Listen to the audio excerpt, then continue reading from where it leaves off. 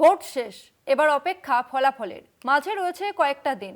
তাহলে একদিন কি করবেন? বাঁকুড়া তৃণমূল প্রার্থী অনুপ মণ্ডল পেশায় চিকিৎসক, তাই এখন সময় কাটাচ্ছেন রোগীদের সেবা করেই।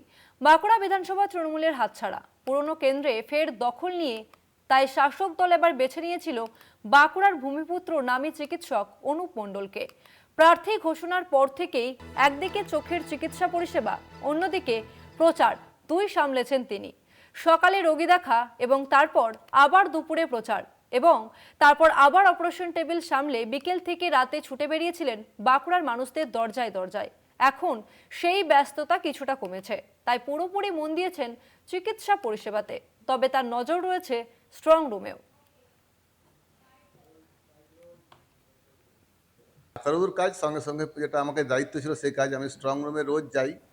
আমার সকালে একবার খবর নিই, আমাদের যে এজেন্ট আছেন উনি সকালে মর্নিংয়ে গেলেন, আমি ইভিনিংয়ে মোটামুটি 6টা সাড়ে 6টার সময় যাই, রাতে 10টার সময় ফিরে আসি। আমাদের মাননীয় মুখ্যমন্ত্রী যা কাজ করেছেন তার সাথে সাথে আমাদের কর্মীরা যেভাবে এফোর্ট দিয়ে নির্বাচনটা করেছেন, যেভাবে সুষ্ঠুভাবে নির্বাচন হয়েছে, তাতে আমরা স্যাটিসফাইড।